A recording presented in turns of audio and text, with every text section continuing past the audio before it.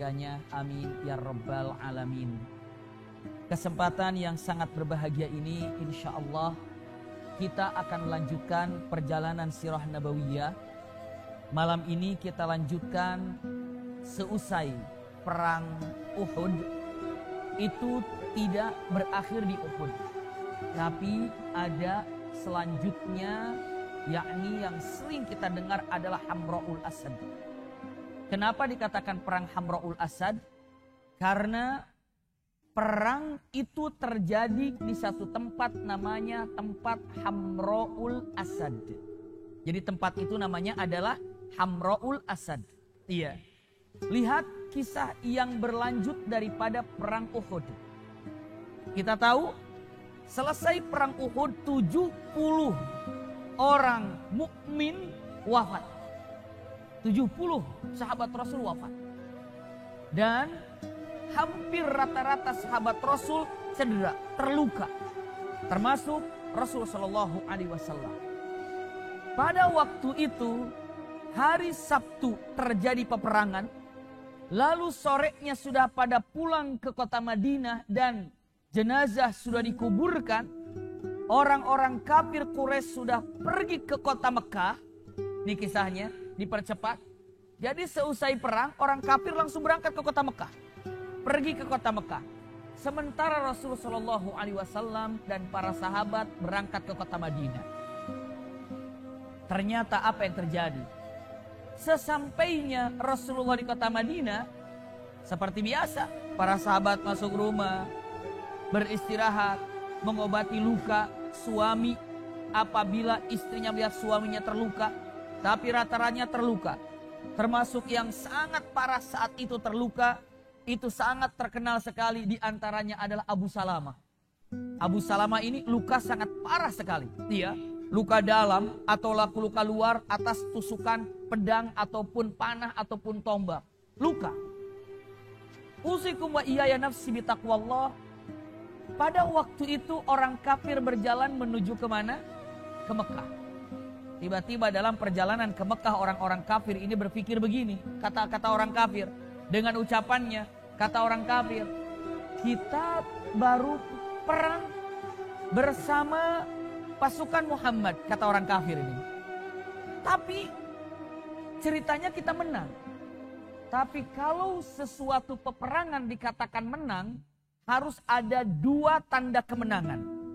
Ya, jadi kalau dalam peperangan khususnya zaman dulu, menang dalam peperangan harus 2 tandanya. Tanda yang pertama, kemenangan yang pertama ditandai dengan adanya ghanimah. Ghanimah itu apa? Harta rampasan perang. Yang kedua harus didapatkan kabar pimpinan pasukan musuh mati. Itulah mendapatkan kalimat menang. Jadi kalau misalnya bagaimana perang Uhud, orang kafir menang ataupun orang Quraisy menang, orang Mekah akan bilang, "Ya kami menang. Kami menang." Pasukan Muhammad kocar-kacir, pasukan Muhammad lari, pasukan Muhammad pun tumbang. Lalu mereka akan bertanya, berapa ghanimah yang didapatkan? Itu pertanyaannya. Ketika ditanya berapa ghanimah, jawabannya pasti mengatakan gak ada ghanimah. Gak punya ghanimah. Kenapa? Karena mereka tidak dapat harta rampasan perang. Ini yang pertama. Lalu yang kedua, diucapkannya, harta rampasan tidak dapat. Yang kedua, tanda kemenangan itu harus ada apa? Tanda kemenangan yang kedua, pimpinan musuhnya harus tumbang, harus wafat, ataupun bahasanya harus tidak lagi hidup di dunia. Tapi sekarang pertanyaannya, Rasulullah masih hidup? Masih. Abu Bakar masih ada? Masih. Umar bin Khattab masih ada? Masih. Utsman bin Affan masih ada? Ali bin Abi Thalib masih ada? Kalau dikatakan para pimpinan musliminnya masih ada, maka dikatakan dengan ucapannya, bagaimana dikatakan menang pasukan orang Mekah sementara 2 tanda kemenangan tidak didapatkan. Ulangi lagi, tanda kemenangan pada waktu itu peperangan harus ada 2 tanda. Yang pertama harus adanya apa? Ghanimah. Ghanimah mereka dapat? Tidak. Yang kedua harus wafat pimpinannya. Sementara pimpinannya masih ada? Masih. Berarti tidak bisa dikategorikan itu adalah menang. Disitulah Abu Sufyan berpikir dengan mengatakan, salah ini. Kita ini gak kepikiran. Gak kepikiran apa? Gak kepikiran kenapa waktu kita berhasil membuat porak-poranda pasukan Muhammad, kenapa kita tidak langsung menuju ke kota Madinah? Ini dia ya. Kenapa tidak langsung menuju kota Madinah? Menyerang kota Madinah, malah balik. Ini ucapannya. Begitulah Allah menutup hati mereka. Subhanallah. Maka kalau dalam Al-Quran selalu kita dengar ayatnya dengan mengatakan innallaha yahulu bainal mar'i wa qalbi. Gak kepikiran. Padahal saat itu waktu tepat untuk menumbangkan Madinah. Padahal saat itu waktu tepat, sangat tepat untuk meraih kota Madinah. Kenapa? Pasukan kalah. Bahasanya. Rasulullah tidak berada di kota Madinah. Dan kalau seandainya pada waktu itu pasukan yang dipimpin oleh Abu Sufyan langsung tembus, langsung menuju kota Madinah, sangat berat kota Madinah untuk mempertahankan. Sangat berat. Namun gak ada orang yang berpikir dengan mengatakan langsung ke Madinah, tembus ke Madinah. Gak ada kepikiran itu pada waktu itu. Ikhwah akhwat fillah. Kenapa? Dahsyatnya karena Allah menutup hati mereka. Padahal enak sekali masuk ke kota Madinah tuntas. Tapi gak ada yang berpikir seperti itu. Maka sangat disayangkan. Kira-kira sudah berjalan mungkin sekitar 30 kilo atau 20 kilo dari kota Madinah, baru kepikiran itu. Dan mereka bilang, kayaknya kita harus balik lagi nih. Kayaknya kita harus apa? Balik lagi. Kemana? Ke Madinah. Kayaknya kita harus balik lagi ke Madinah. Ayo kita serang Madinah, mumpung Madinah dalam keadaan apa? Lemah. Yuk serang ke Madinah. Subhanallah. Orang-orang kafir yang sudah berjalan kira-kira 20-30 kilo dari Uhud kembali putar haluan menuju ke Madinah. Dengan harapan ingin kembali masuk kota Madinah, mumpung di kota Madinah sedang berkabung. Mumpung di kota Madinah sedang dalam keadaan banyak terluka. Kalau dikatakan ini dalam keadaan lemah kota Madinah, ayo balik lagi. Mereka putar haluan kembali ke kota Madinah dalam mempersiapkan dirinya. Sebelum masuk kota Madinah, persiapan alat-alat, siapkan perangnya, siapkan semuanya. Besok kita berangkat menuju kota Madinah, persiapan istirahat, berangkat. Berarti punten, itu terjadi di hari Ahadnya untuk kembali ke kota Madinah. Ikhwah akhwat tahu bagaimana Rasul Shallallahu Alaihi Wasallam begitu indah, cerdas dan luar biasa. Rasul Shallallahu Alaihi Wasallam seorang pimpinan yang luar biasa. Beliau berpikir dengan mengatakan kata-katanya luar biasa. Apa kata Rasulullah? Rasulullah begitu di kota Madinah, selesai sholat subuh, berpikir dengan mengatakan, bahkan semalamnya sudah berpikir, pasti yang namanya orang kafir balik lagi. Kenapa orang kafir balik lagi? Jawabannya, karena apa coba? Karena mereka tidak bisa membuktikan kemenangannya. Ghanimah tidak dapat, saya masih hidup, kemungkinan besar mereka akan balik ke mana? Balik ke mana? Ke Madinah. Kemungkinan besar mereka akan kembali ke Madinah. Usikum wa iyaya nafsi bitaqwallah. Kemungkinan mereka akan kembali ke Madinah. Maka tahu nggak apa kata Rasulullah selesai sholat subuh? Rasulullah berdiri setelah sholat subuh. Dan Rasulullah katakan dengan ucapan yang gagah. Apa kata Rasulullah Sallallahu Alaihi Wasallam? Bagi yang kemarin ikut dalam peperangan Uhud, maka hari ini kembali untuk keluar menyerang orang-orang kafir Quraisy untuk datang ke sana untuk mengejar mereka. Subhanallah. Sampai ada beberapa perkataan, man kana yu'minu billahi wa rasul. Siapa yang beriman kepada Allah dan Rasulnya, maka hari ini, pagi ini, segera untuk keluar. Kemana ya Rasulullah? Keluarnya menuju apa? Menuju mengejar di mana pasukan kafir berangkat. Masya Allah. Lihat Ibu bapak, apa yang terjadi? Apa yang terjadi?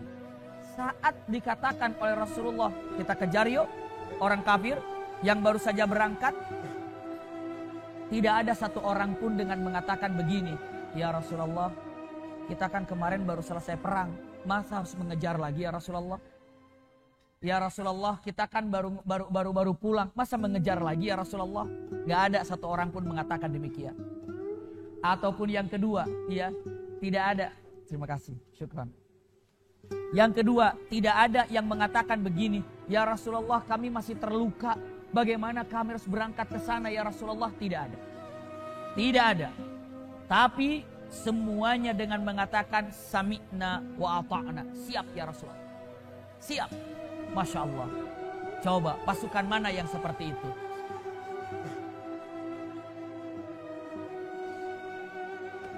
Pasukan mana yang seperti itu?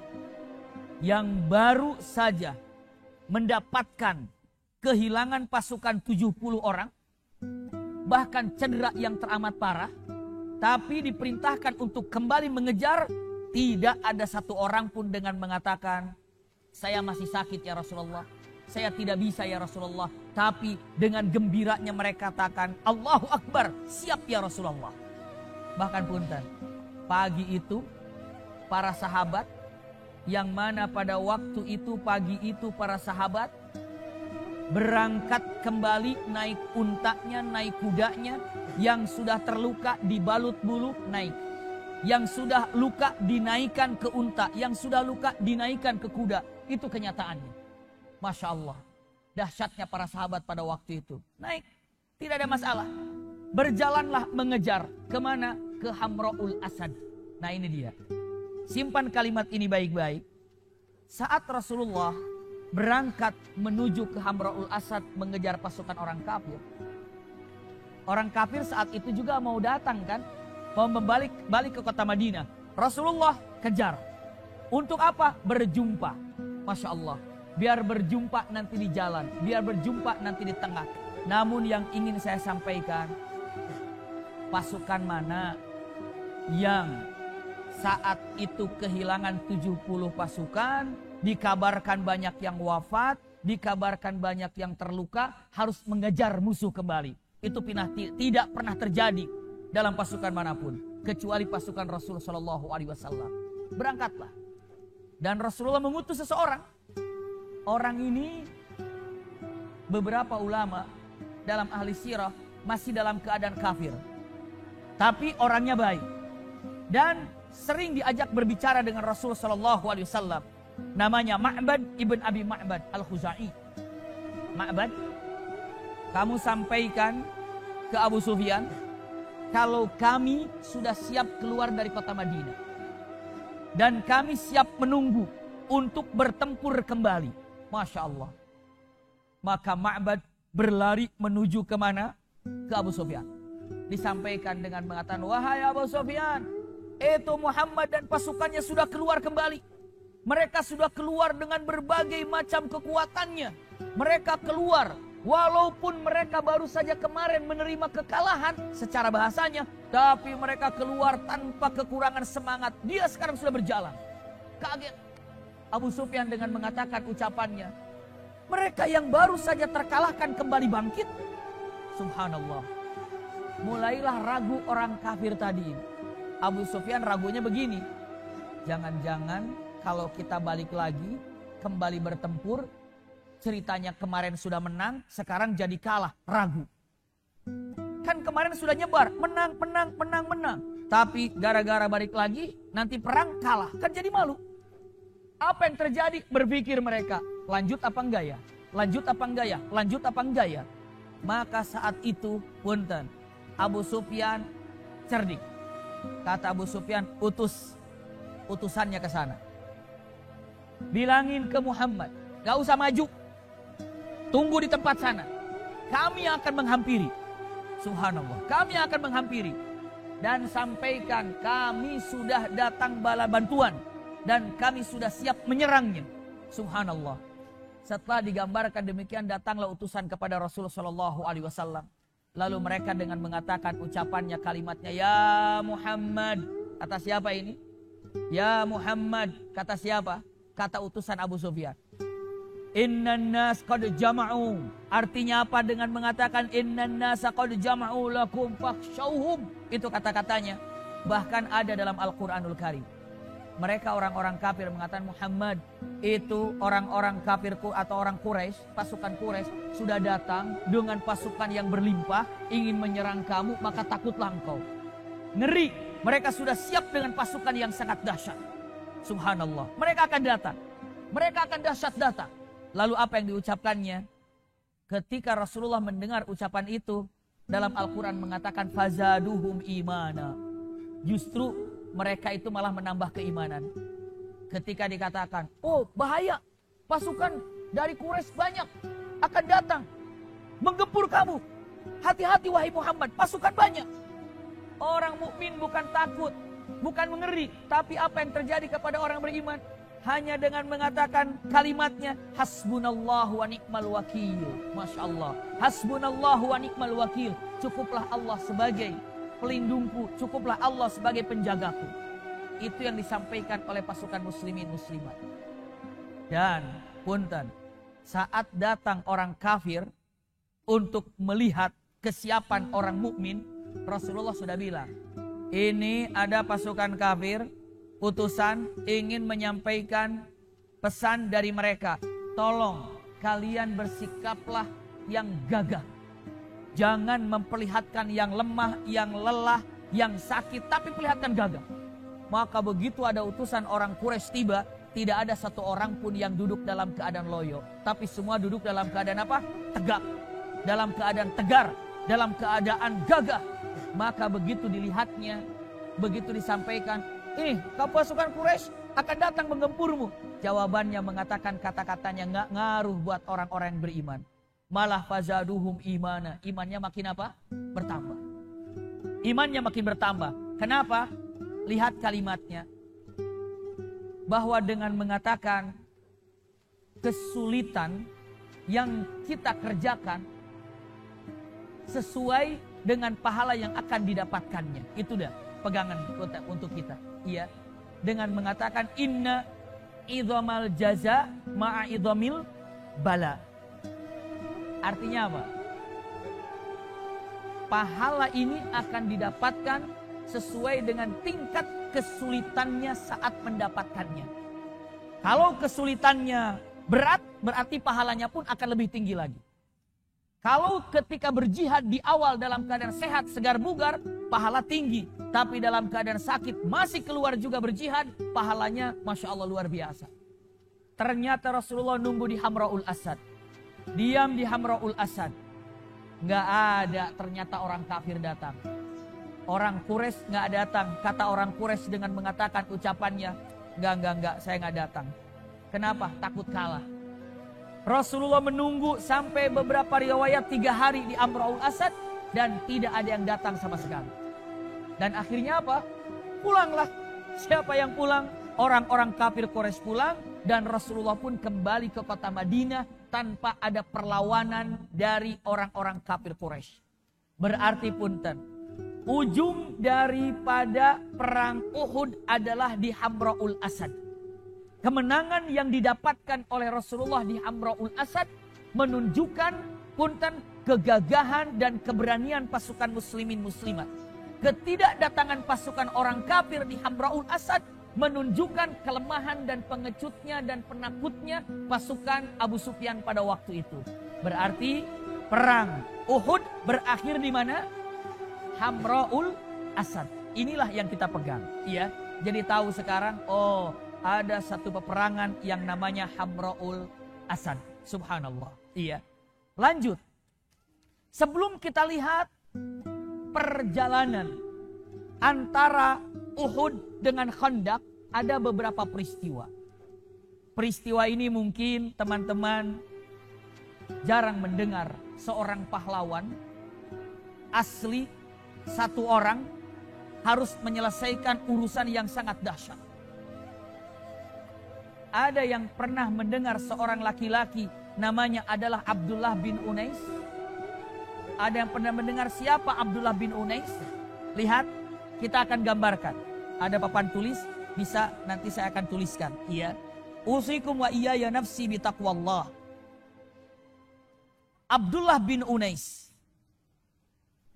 Boleh saya tulis di sini ya. Punten. Seseorang laki-laki, kelihatan dari sana sini. Insyaallah ya. Punten.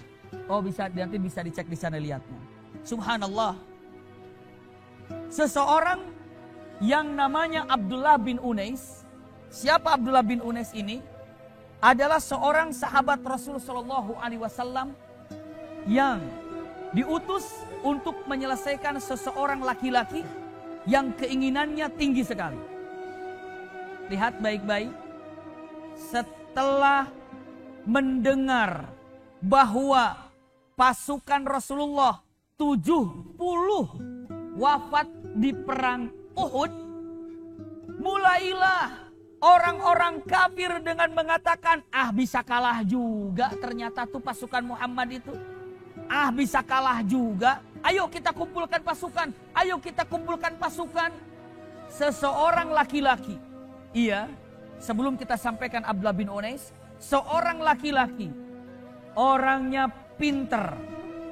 Orangnya gagah berani. Orangnya kaya.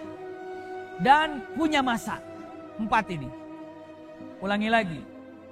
Orangnya cerdas, pintar, gagah berani, kaya, dan punya masa. Jamaahnya banyak, masanya banyak. Siapa namanya? Kita sebut laki-laki ini yang sangat terkenal, namanya Khalid Al-Hudali. Siapa namanya? Khalid Al-Hudali. Ataupun kalimat Al-Hudali. Untuk lebih enaknya lagi. Iya.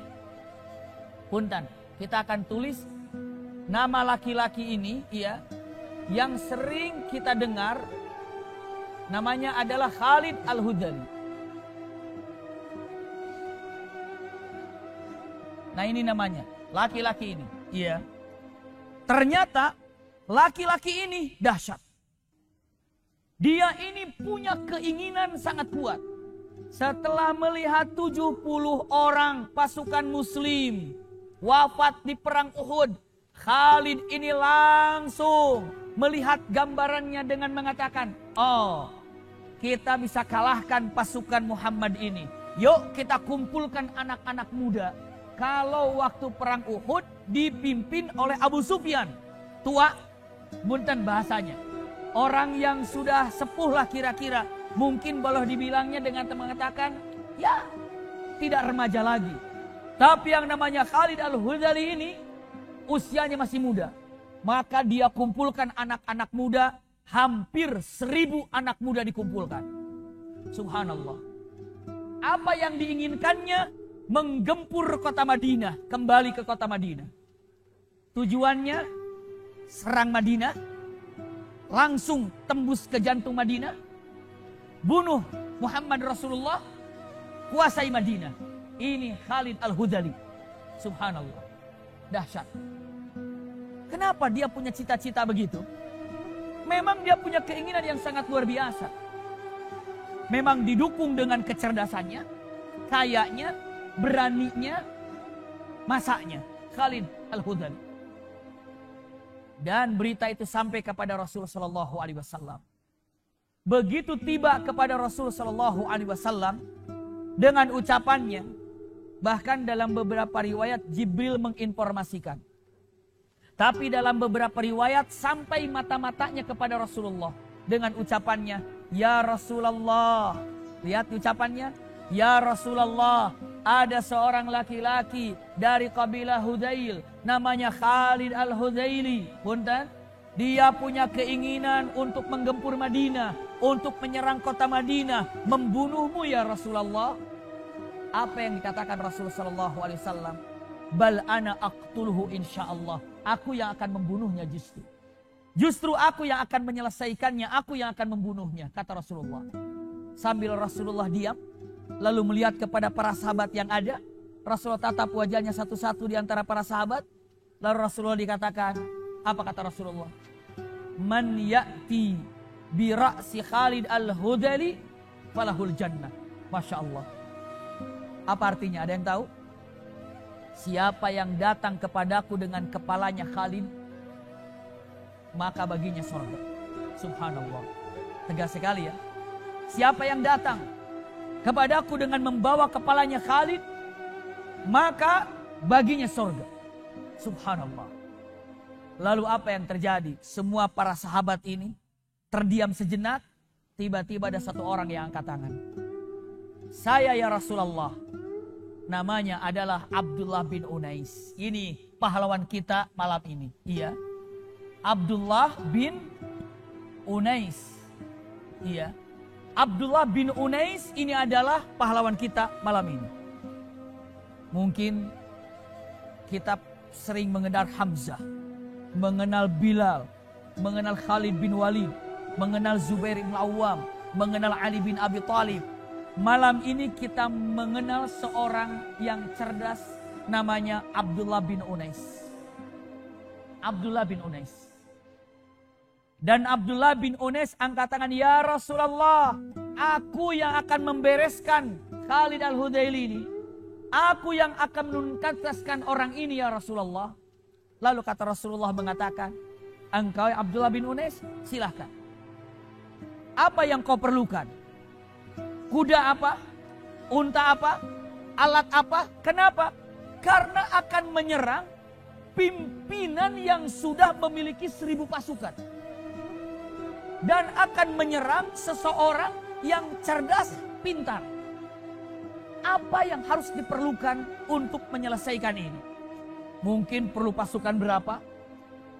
Mungkin perlu alat apa? Perlu kendaraan apa? Apa kata Abdullah bin Unais? Ya Rasulullah, aku akan berangkat ke Uranah. Uranah itu nanti tempat perkumpulan mereka. Jadi ada Wadi Uranah, masih kota Mekah. Mereka akan berkumpul pasukannya di sana. Dan mereka akan siap-siap mengumpulkan pasukan di sana. Dan mereka sudah berkumpul 1000 pemuda di sana. Dan Khalid ini mengumpulkan pasukan terlatih. Dan Abdullah bin Unais radhiyallahu an akan berangkat ke sana. Tiba-tiba beliau mengatakan, saya sendiri. Masya Allah. Saya sendiri ya Rasulullah. Rasulullah senyum. Iya. Terus saya nggak perlu unta, saya nggak perlu kuda. Saya akan jalan kaki ke sana ya Rasulullah. Bayangkan 400 kilo jalan kaki. Saya akan jalan kaki ke sana ya Rasulullah. Terus peralatan yang kamu bawa cukup pisau kecil aja. Pisau untuk menyembelih itu kan nggak panjang-panjang. Jadi pisau untuk menyembelih itu cukup mungkin 1 jengkal aja. Coba cek. Ataupun mungkin 1 jengkal setengah. Segini sudah cukup. Jadi kalau dimasukkan ke sini dan disembunyikan, itu pisau sembelih itu nggak kelihatan. Coba kalau bulan bulan Zulhijjah, para penyembelih itu goloknya itu kan kecil-kecil aja. Tapi tajamnya luar biasa, disimpan. Bermodalkan golok, jalan kaki 400 kilo. Kalau malam dia jalan, pagi dia tidur, siang dia tidur, maksudnya istirahat. Kenapa? Biar nggak ketahuan perjalanan. Berarti kecerdasan Abdullah bin Unais. Apa? Bukan hanya berani dan bukan hanya cerdas. Tapi Masya Allah. Apa coba? Ketelitiannya luar biasa. Lihat pahlawan kita malam ini. Abdullah bin Unais nanya sama Rasulullah. Ya Rasulullah, bagaimana aku menyelesaikan Khalid al-Hudaili? Sementara saya belum pernah ketemu, saya nggak kenal dia. Saya nggak ketemu dia, saya nggak pernah kenal dia, saya nggak tahu dia. Apa ciri-cirinya ya Rasulullah? Masya Allah. Diutus untuk menyelesaikan urusan dia. Tapi Abdullah ibn Unais tidak pernah mengenalnya. Lalu disampaikan oleh Rasulullah SAW. Ya Abdullah ibn Unais. Tanda yang pertama adalah idza ra'aitahu khiftah. Tandanya begini. Kalau kamu nanti ngelihat wajahnya, pasti kamu takut. Kalau kamu ngelihat wajahnya, pasti kamu takut. Kenapa? Imtala'ta qalbaka bil khauf idza ra'aita. Nanti kalau kamu ketemu orangnya, pasti kamu takut. Waduh, Kenapa? Karena saking gagahnya dan wibawanya orang ini. Lalu kata Abdullah bin Unais mengatakan, saya tidak pernah takut oleh siapapun, apalagi yang namanya manusia. Saya nggak pernah takut ya Rasulullah. Rasulullah katakan, tapi kamu lain nanti ketika melihat orang ini. Lalu Abdullah bin Unais bertanya lagi, ya Rasulullah, apalagi tentang Khalid Al-Hudaili ini? Kata Abdullah bin Unais, yang perlu atau yang kau tahu? Rasulullah jawab, Khalid Al-Hudaili ada hobi, ada kesukaannya. Apa? Suka syair. Syair. Jadi kalau untuk masalah syair, waduh, hebat. Dia sangat suka syair. Lalu, punten, dipeganglah oleh Abdullah bin Unais dua cirinya. Satu, apabila ketemu ada rasa apa? Takut. Yang kedua, Khalid Al-Hudaili sukanya apa? Syair.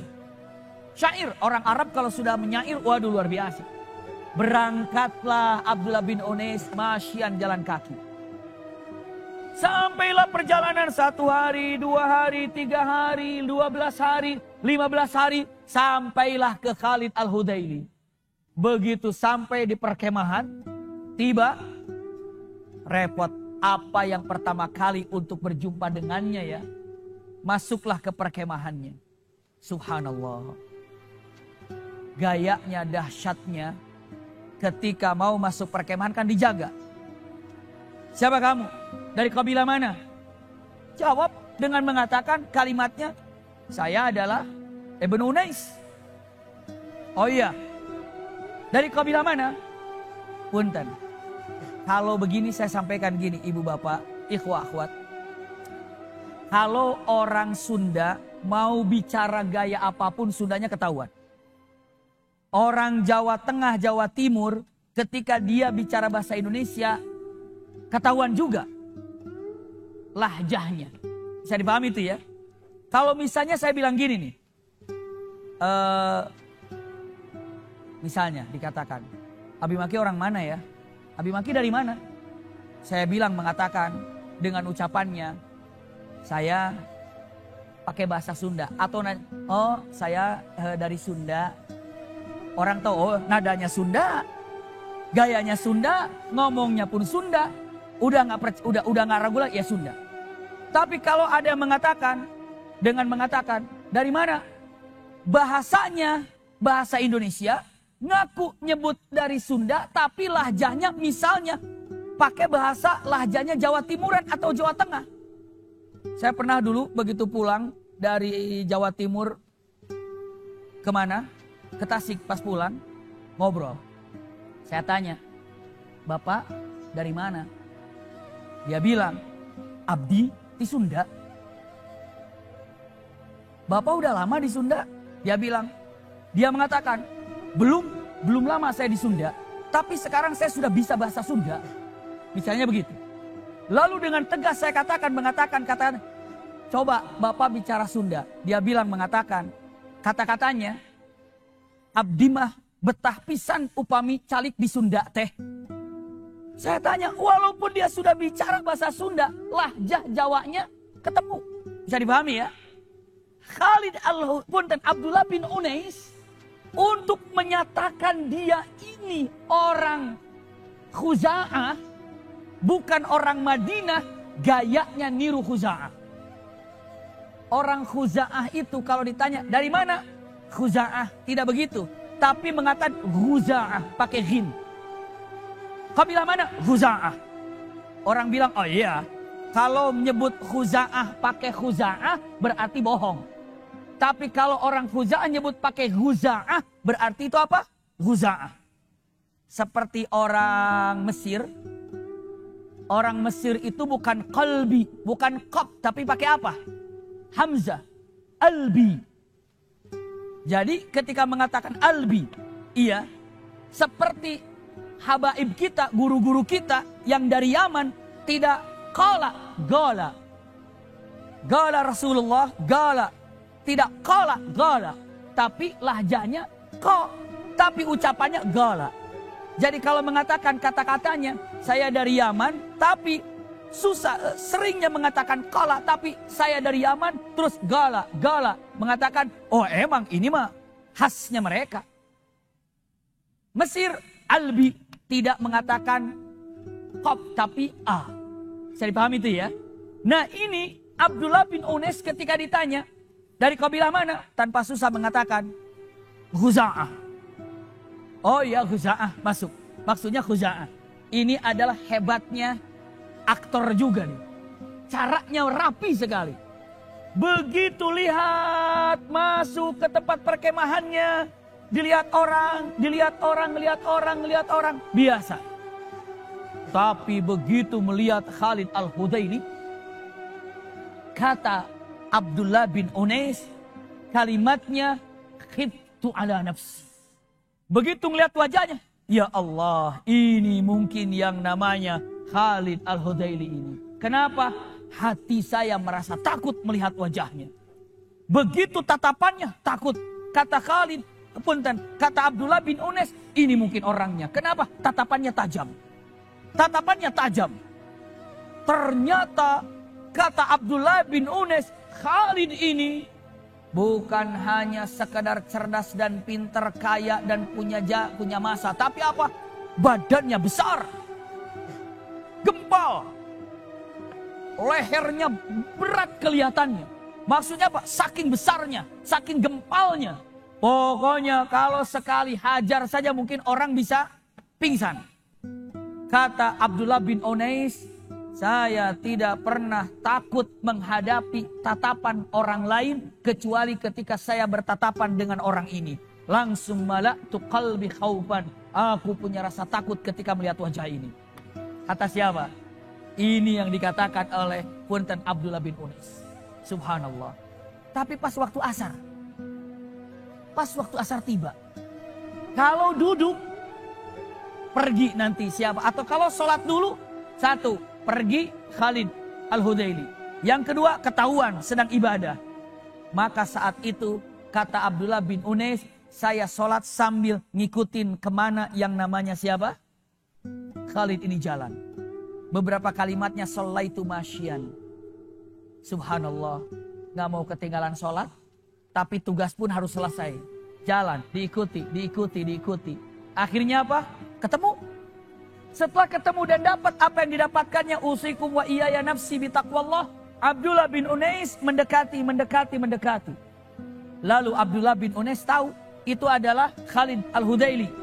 Lalu Abdullah bin Unais berbicara kepada orang yang di sini tapi ingin didengar oleh yang di sana.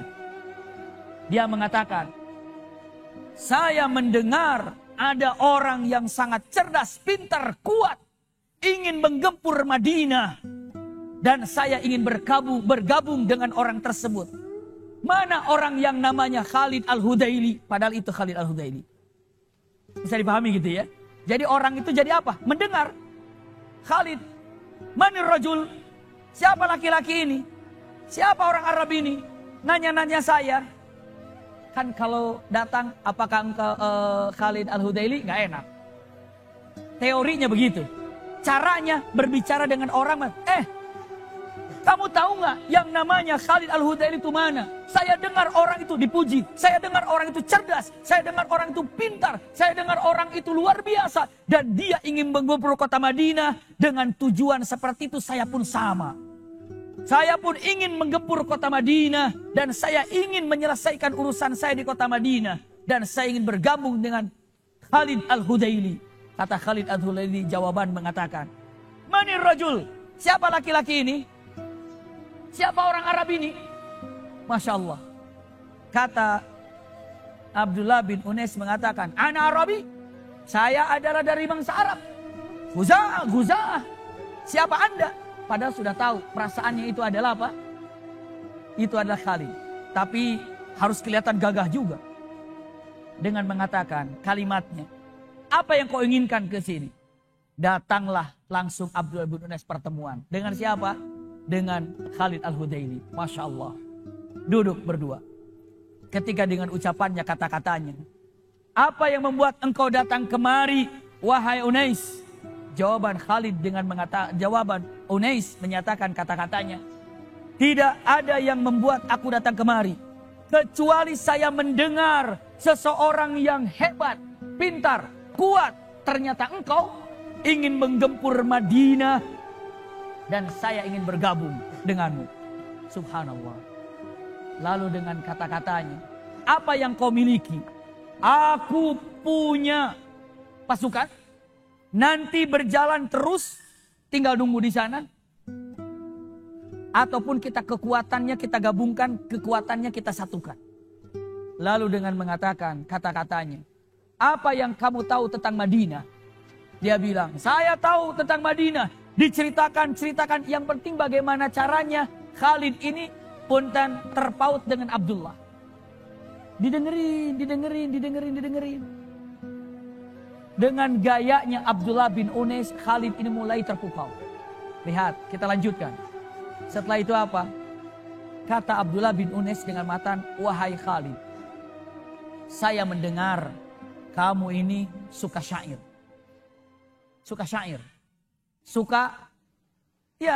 bersyair. Lalu kata Khalid mengatakan, memangnya kamu bisa syair? Abdullah bin Unais mengatakan, saya sangat pandai syair. Jika engkau tidak percaya, yuk kita adu syair. Engkau 2 bait, aku 2 bait. Engkau 2 bait, aku 2 bait. Masya Allah. Jadi ternyata Khalid ini pandai bersyair. Abdullah bin Unais pun jago bersyair. Apa namanya? Timpal-timpalan. 2 bait, lemparkan, jawab 2 bait. 2 bait, 2 bait. 2 bait, 2 bait. Terlalu seperti itu. Dan indahlah dua-duanya. Orang yang mendengar mengatakan, ini seperti penyair yang tangguh. Lemparkan 2 syair atau 2 bait. Jawab 2 bait. 2 bait, 2 bait. Seperti itu. Selesai. Jawab lagi. Terus akhirnya menjelang malam. Apa? Kata Abdullah bin Unais dengan mengatakan, aku tidak kalah oleh syairmu, wahai Khalid. Bagaimana kalau kita lanjutkan di tendamu? Bagaimana kalau kita lanjutkan ngadu syair jadi tendamu? Boleh, siapa takut? Karena di depan umum kalau kata Khalid mengatakan, enggak, besok aja dilanjutin ngadu syairnya. Itu akan bilang mengatakan, kalah. Khalid kalah ngadu syairnya. Maka hebat mengatakan, bagaimana kalau kita lanjutkan ngadu syairnya di tendamu? Langsung diterima, oh boleh, silakan. Ayo ke tenda saya, masuklah ke tenda. Setelah di tenda ngadu syair lagi, terus lagi syair, lempar syair. Saking indahnya Khalid Al-Hudaili ini terpukau dengan syair-syair yang disampaikan oleh Abdullah bin Unais. Lalu kata Abdullah bin Unais, wahai Khalid, saya ini perjalanan sudah capek, bagaimana kalau tidur dulu deh? Besok kita lanjutin, izinkan saya tidur ya. Kita lanjutin, belum lagi kan besok kita mau berangkat lagi menuju kota Madinah. Baik, tidurlah. Ini cerita Abdullah bin Unais. Aku tertidur dan aku pura-pura tidur dan aku keluarkan suara seakan-akan aku tidur. Ngorok kalau bahasanya. Pura-pura, lalu saya biarkan dan akhirnya dia tertidur. Dan setelah saya yakin dia tertidur, punten, tanpa ragu, aku keluarkan golokku ini dan tanpa kesulitan aku putuskan kepalanya. Subhanallah. Ini punten bahasanya. Memang demikian. Diselesaikan. Bungkus kepalanya. Jalan. Siapa? Jalan Abdullah bin Unais. Dengan tenang, tentram. Dibungkus, jalan keluar. Begitu ada penjaga mengatakan, kamu keluar. Shh, Khalid lagi tidur. Jangan diganggu. Nyenyak dia. Dibungkus jalan. Terus sampai tanpa berhenti. Siang malam. Terus jalan.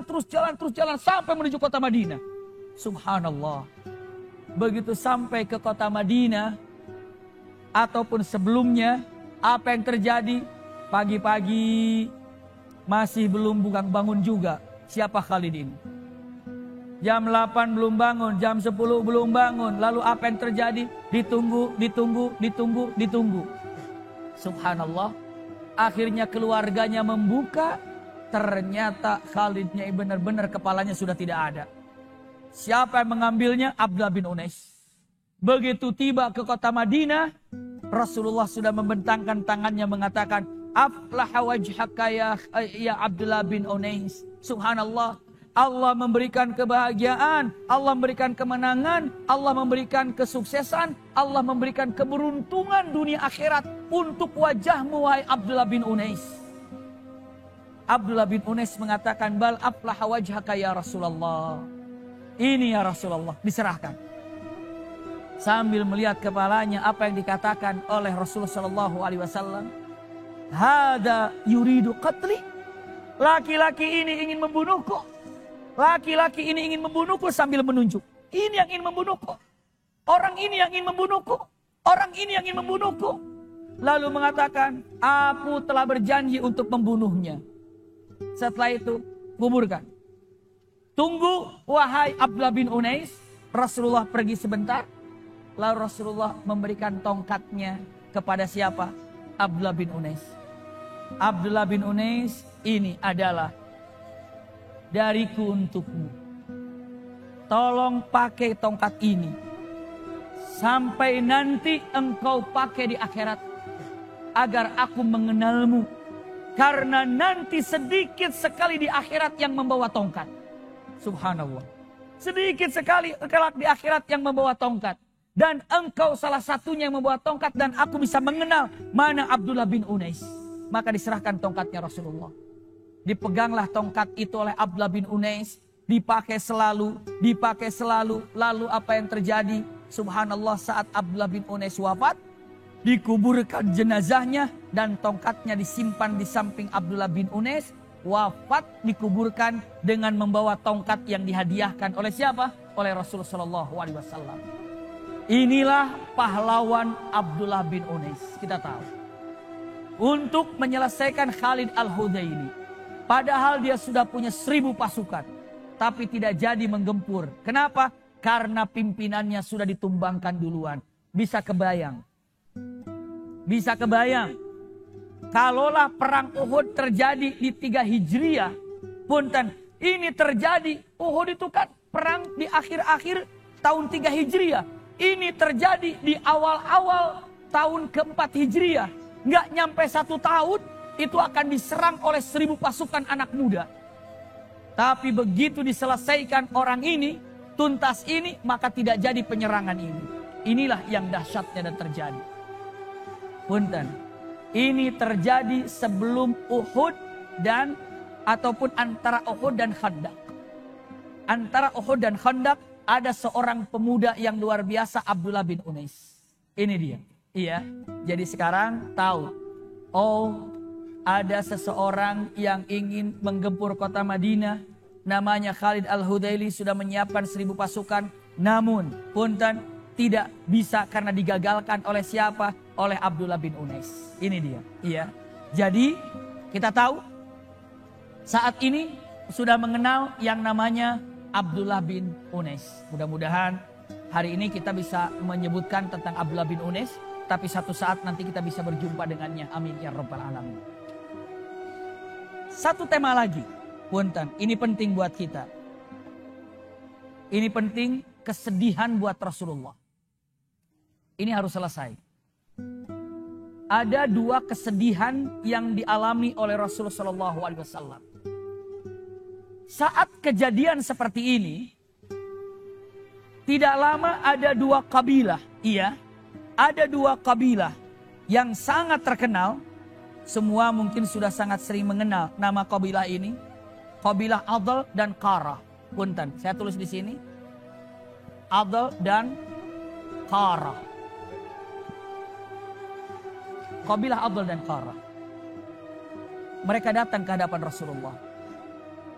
Ya Rasulullah, 2 kabilah ini ingin belajar Islam.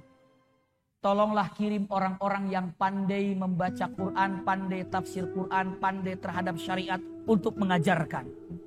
Rasulullah semangat. Semangat Rasulullah. Maka Rasulullah mengutus berapa orang? 10 orang. Dalam Sahih Bukhari 10 orang. 10 orang diutus ke kabilah Adl dan Qarah. Untuk apa? Untuk mengajarkan Quran, mengajarkan syariat. Tiba-tiba ya, Benar, Masya Allah, tahu tragedi Maunah. Ya, luar biasa.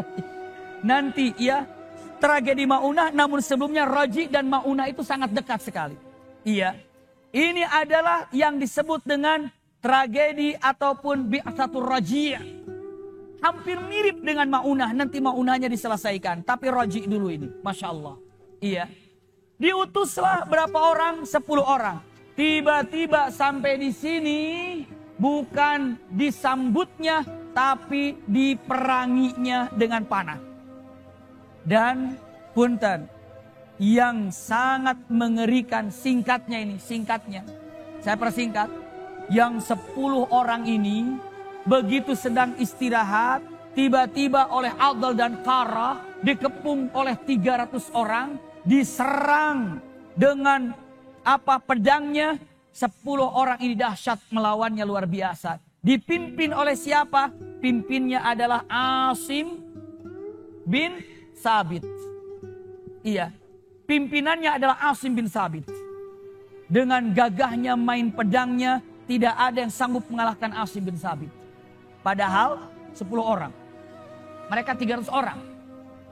Yang 300 orang ini tidak mampu menyerang 10 orang. Dahsyatnya itu. Maka yang 300 orang itu mengatakan, kita tidak mungkin dengan menggunakan pedang. Menjauh, bagaimana caranya? Gunakan dengan panah. Maka mulailah menyerangnya dengan panah. Mulailah tumbang satu persatu, termasuk Asim bin Sabit. Termasuk di situ juga ada yang sangat terkenal. Tapi punten, dia ditawan. Ada yang mengenal siapa namanya? Yang ditawan dibawa ke kota Mekah. Kota Mekah? Khubayb bin Adi. Ya. Dan satu lagi siapa? Ada yang tahu? Zaid bin Dathinnah. Iya. 2 orang ini yang dibawa ke kota Mekah Al-Mukarramah untuk diapa? Untuk dijual. Untuk dijual. Simpan dulu ini. Tapi saya akan sampaikan dulu ini. Ini simpan dulu ini. Iya. Khubayb bin Adi simpan dan Zaid bin Dathinnah simpan. Kita cek Asim bin Sabit. Karena waktu kita.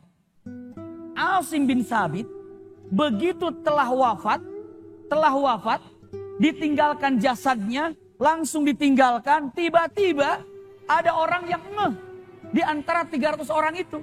Mereka bilang, kalau nggak salah saya melihat tadi Asim deh. Memangnya kenapa? Karena masih ingat nggak perang Uhud kemarin? Yang telah merobohkan bendera orang kafir. Siapa saja? Ada ingat nggak? Ali bin Abi Thalib. Siapa lagi? Siapa lagi? Hamzah. Masya Allah. Siapa lagi? Baru yang ketiganya siapa? Asim bin Sabit.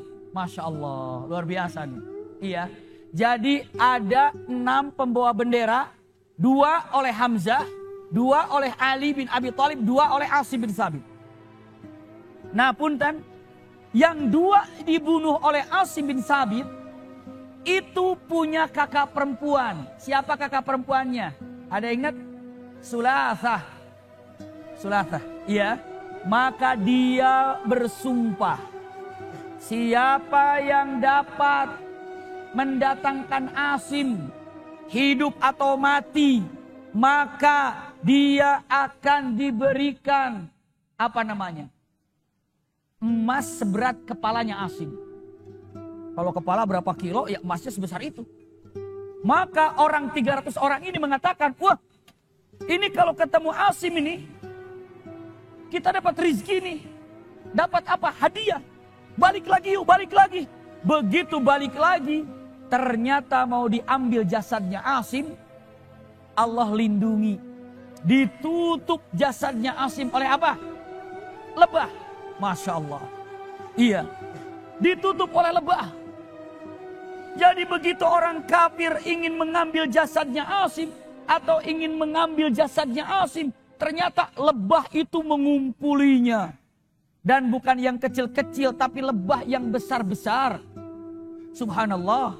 Setiap orang yang datang dihajarnya. Orang datang dihajarnya. Orang datang dihajarnya.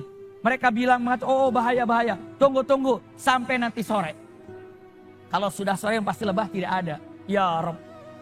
Apa yang terjadi coba? Usikum wa iyaya nafsi bitaqwallah.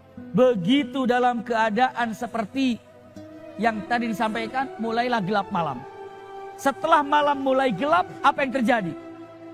Ternyata hujan. Begitu hujan datang, subhanallah ada banjir bandang.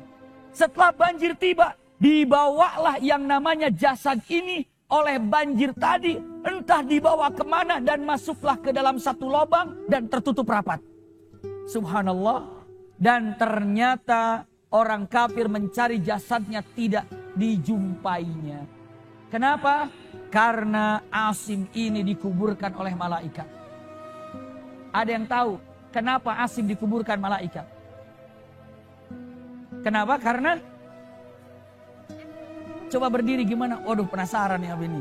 Gimana? Karena sebelum Asim ini mati, dia berdoa sama Allah supaya kalau dia mati, dia itu gak ada seorang musyrik pun yang itu nyentuh dia. Masya Allah, benar, luar biasa. Mi, ada parfum Mi? Kasih parfum Mi. Masya Allah. Tadi kan nanya, kan Abi Maki pakai parfum ya? Iya, langsung nanya. Iya, Masya Allah, iya, luar biasa. Nanti ada yang jawab lagi, dikasih lagi nanti. Mudah-mudahan stoknya ada. Masya Allah. Dan ya benar, Masya Allah. Ya, Asim ini mengatakan doanya demikian. Ya Rabb, aku menjaga syariatmu dengan lahir batin. Dan aku akan menjaga jasadku untuk tidak menyentuh orang kafir. Dan tolonglah engkau pun jaga jasadku agar tidak disentuh oleh orang kafir. Subhanallah, Allah kabulkan. Akhirnya punten Asim ini dikuburkan oleh malaikat. Sampai hari ini tidak tahu di mana kuburannya Asim. Begitu mau diambil, lebah menutupinya. Masya Allah. Begitu ditunggu sampai maghrib, ternyata apa? Ternyata hujan turun. Setelah hujan ini turun, ternyata ada banjir. Lalu diambilnya jasad itu, dikejarnya. Tapi masuk ke dalam satu tempat dan akhirnya tidak ditemukan sampai hari ini. Maka sangat terkenal Asim ini dengan gelar Dufinahullah ataupun Dupinal Malaikah yang dikuburkan oleh malaikat. Kalau kemarin masih ingat nggak siapa nama sahabat yang dimandikan malaikat? Siapa ya? Sahabat yang dimandikan malaikat. Ayo, siapa? Sahabat yang dimandikan malaikat. Hah? Siapa? Siapa? Lupa? Oh, lupa. Yang siapa? Siapa namanya? Hanzalah. Masya Allah. Sok atumi tah cenami. Oh, tidur. Hanzalah. Iya, jadi Hanzalah ini adalah yang dimandikan malaikat, sementara Asim yang dikuburkan malaikat. Bisa dipahami ya? Ini adalah kisah Asim bin Thabit yang dikuburkan oleh malaikat. Punten.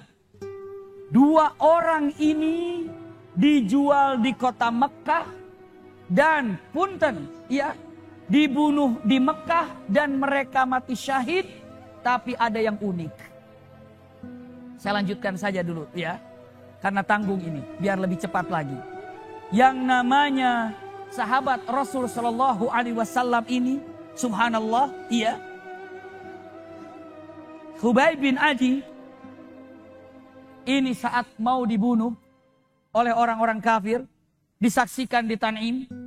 Mereka bilang, beliau katakan, izinkan aku sholat 2 rakaat terlebih dahulu. Maka sholatlah terlebih dahulu Khubayb ini. Selesai sholat 2 rakaat, beliau katakan, demi Allah seandainya aku tidak mau atau seandainya aku tidak takut engkau mengatakan aku takut dibunuh, aku akan lamakan sholatku. Tapi aku takut ketika aku lama sholat, takut dibunuh, makanya lama-lama sholatnya. Maka aku percepat sholatku. Setelah itu apa yang terjadi? Khubayb bin Adi, subhanallah, ketika siap akan dipancung, beliau mengatakan kata-kata yang luar biasa. Apa yang diucapkannya? Ya Rabb, aku ridha dengan apa yang aku dapatkan hari ini. Dan sampaikan salamku ya Allah kepada Rasul Sallallahu Alaihi Wasallam. Dan langsung sampai salamnya kepada Rasulullah. Peristiwa apapun yang terjadi kepada Khubayb bin Adi langsung diinformasikan oleh Jibril. Ya Rasulullah, Khubayb lagi sholat 2 rakaat berlinang. Ya Rasulullah, Khubayb sudah diangkat ke tempat untuk dipancungnya, dibunuhnya. Berlinang air mata Rasulullah. Ya Rasulullah, Khubayb mengucapkan salam. Waalaikumsalam ya Khubayb bin Adi. Baru saya, ya Rasulullah siap untuk dipancungnya. Siap untuk dipatahkan, diputuskan kepalanya. Maka Khubayb bin Adi sambil mengangkat tangannya. Melihat kepada orang yang hadir di situ sambil mengatakan. Allahumma hsuhum adada. Waqtulhum badada wala tughadir minhum ahada. Doanya tajam sekali. Allahumma suhum adada. Ya Allah, hitunglah mereka yang menghadiri daripada punten kejadian ini, pembunuhanku. Allahumma suhum adada. Waqtulhum badada. Bunuh mereka semuanya. Wala tubqi minhum ahada. Jangan kau sisakan satu orang di antara mereka pun. Itu doanya yang dikatakan oleh Khubayb bin Adi sebelum wafat. Dan akhirnya wafat. Sampai hari ini doa ini, kalau di Masjidil Haram, Makkah atau Madinah, begitu ada peristiwa perang misalnya di Palestina, perang di mana orang Muslim yang terdolimi, imam itu doanya, Allahumma suhum adada, waqtulhum badada, wala tubqi minhum ahada. Dengan menggunakan doanya siapa? Khubayb bin Adi. Subhanallah. Inilah yang terjadi. Maka ada satu saat itu seorang sahabat, tapi waktu itu masih kafir. Saya temukan namanya, iya, Sa'id ibnu Amir. Sa'id ibnu Amir ini waktu itu masih dalam keadaan kafir. Waktu dalam keadaan kafir menyaksikan Khubayb bin Adi. Dan Sa'id ini akhirnya menjadi seorang muslim. Muslim yang taat, muslim yang baik. Dan menjadi waliul amr, gubernur di zaman Umar bin Khattab di daerah Kufah. Jadilah gubernur. Tiba-tiba masyarakat mengeluh dengan 3 hal. Ya Amirul Mukminin, gubernur yang kau pilih itu ada 3 kekurangannya. Ada 3 anehnya. Lalu kata Amirul Mukminin, ada apa?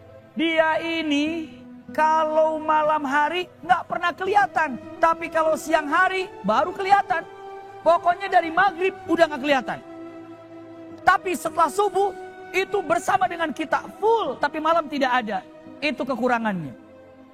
Yang kedua, dalam 1 minggu pasti ada 1 hari yang tidak keluar rumah. Terutama paginya nggak keluar rumah, berarti malamnya ya pasti tidak keluar rumah. Jadi 1 hari itu full nggak kelihatan. Itu kekurangannya. Yang ketiga, dia ini kadang-kadang lagi duduk sendiri tiba-tiba suka pingsan. Kayak ketakutan, terus pingsan.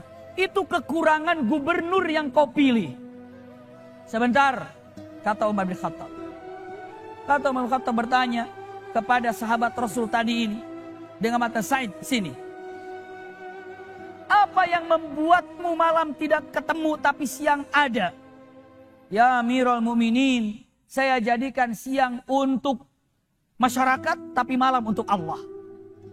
Saya tidak pernah punten menyalahi daripada waktu yang ada. Dari mulai setelah subuh full sampai maghrib saya bersama masyarakat. Saya bersama punten yang namanya warga. Tapi kalau malam hari saya khusus untuk Allah. Masya Allah. Oke, saya terima. Yang kedua, kenapa dalam 1 minggu 1 hari nggak ada? Kemana? Tahu jawabannya apa? Ya Amirul Mukminin, baju saya cuma 1. Jadi dalam 1 minggu itu baju saya dicuci. Jadi dalam 1 minggu sehari ini bagian nyuci baju saya. Saya cuma punya kain. Jadi sehari itu saya gunakan kain sambil menunggu baju saya kering. Besoknya baru saya gunakan lagi. Kenapa? Karena saya cuma punya 1 baju. Subhanallah. Ini ya, siapa itu?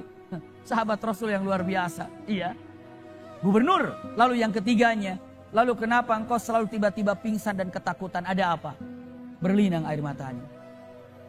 Saya kadang-kadang pingsan dan ketakutan karena saya menyaksikan bagaimana Khubayb bin Adi punten dipenggal.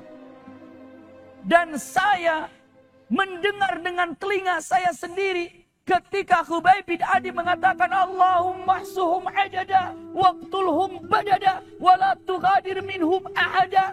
Itu langsung saya kaget. Kenapa? Karena itu takutnya doa juga untuk saya. Jadi saya langsung pingsan. Saya takut dengan doanya Khubayb bin Adi. Lalu kata Umar bin Khattab mengatakan, tidak untukmu saat ini. Karena engkau sudah mengatakan 2 kalimat syahadat. Karena engkau sudah bertobat. Dan doa Khubayb berlaku kepada orang yang tidak tobat. Ternyata benar. Yang tidak tobat, yang tidak beriman kepada Allah. Siapapun yang menyaksikan terbunuhnya Khubayb bin Adi dengan doa tadi. Semuanya terbunuh di perang Hunain. Subhanallah. Semuanya terbunuh di perang Hunain. Itu kejadiannya. Kecuali yang muslim, yang taubat pada Allah, kembali kepada Allah selamat. Ini yang terjadi yang membuat orang itu pingsan karena takut dengan doanya Khubayb bin Adi. Iya. Lalu selanjutnya ada yang tadi bermaunah, kalau tadi dengan Mabi Ar-Raji. Yang akan datang insya Allah, untuk diingatkan, yang akan datang ini masuk dalam bermaunah. Lalu setelah itu punten kita akan lanjutkan dengan yang namanya Khandak ataupun perang Khandak. Seperti apa? Namun yang jelas seperti yang saya sampaikan ikhtitamnya, Rasulullah dikhianati oleh Adl dan Qar. 10 sahabat terbaik wafat dan Rasulullah kehilangan 10 sahabat terbaik. Dan Rasulullah merasa sakit hati. Tidak lama setelah ini Rasulullah harus kehilangan 40 sahabat kembali. Dengan cara apa? Dengan mirip cara yang sama. 40 sahabat. 40 sahabat. Dan ini lebih unik lagi kisahnya. Lebih unik lagi ceritanya. Kenapa? Dari 40 ini ternyata ada 1 orang yang selamat. Dan dari 1 orang yang selamat ini tanpa sengaja yang namanya juga panik. Dia ini yang 1 orang sahabat ini. Punten. Sahabat Rasul yang selamat dari 40 orang itu. Pulang ke kota Madinah. Jumpa dengan 2 orang. Dikiranya yang 2 orang itu yang membunuh temannya 39. Dikiranya ini yang 2 orang ini orang yang membunuh dari 39 ini. Maka dibunuh oleh siapa? Oleh sahabat yang 1 ini. Iya. Sahabat Rasulullah SAW Umar Ad-Dumri namanya. Iya. Maka saat itu dia pulang ke hadapan Rasulullah dengan mengatakan, ya Rasulullah yang 39 dibunuh habis. Saya pulang membunuh 2 orang. Ternyata itu bukan orang yang membunuh 39. Tapi apa? Ternyata itu adalah orang Yahudi dari kabilah Nudair. Rasulullah katakan, oh kamu salah bunuh kalau gitu. Yuk kita apa? Kita bayar diat kepadanya. Tapi begitu mau bayar diat, apa yang terjadi? Dianya malah menyerang Rasulullah, maka terjadilah nanti perang yang namanya Bani Nudair. Setelah itu baru Khandak. Iya, jadi insya Allah yang akan datang kita melihat yang namanya Bi'r Ma'unah. Iya, Bi'r Ma'unah. Jadi yang akan datang tolong diingatkan, insya Allah yang akan datang ini adalah Bi'r Ma'unah, lalu perang Nudair, lalu insya Allah dilanjutkan kepada Ahzab ataupun perang Khandak. Iya, mudah-mudahan apa yang disampaikan ada manfaatnya. Insya Allah kehadiran kita ma'jur insya Allah subhanahu wa ta'ala. Dan semoga anak-anak kita semuanya bisa selalu terus mempelajari sirah nabawiyah dengan baik. Sama-sama untuk belajar karena tidak ada lagi yang akan mengabadikan daripada cinta kepada Rasulullah SAW kecuali kita sebagai mukminin mukminat yang mencintainya. Kita doa untuk kita semuanya, semoga Allah berikan kesehatan, kekuatan, dan berikan kepada kita kemampuan untuk selalu beribadah kepada Allah dengan kekhusyuan. Dan juga yang sakit, semoga Allah berikan kesehatan kepada kita dan kepada orang-orang yang sakit, keluarga kita mungkin dalam keadaan sakit. Wabil khusus di sini Ibunda Sumini bin Sautik yang sekarang ini dalam keadaan sakit, semoga Allah berikan kesembuhan kepadanya. Allahumma shfina washfi jami'il mu'minina wal mu'minat washfiha anta syafila Allah. Anta syafi la shifa illa shifa'uk syifaan la yughadiru saqaman wa la haula wa la quwwata illa billahil aliyil azim. Rabbana atina min ladunka rahmatan wa hayyi' lana min amrina rasyada.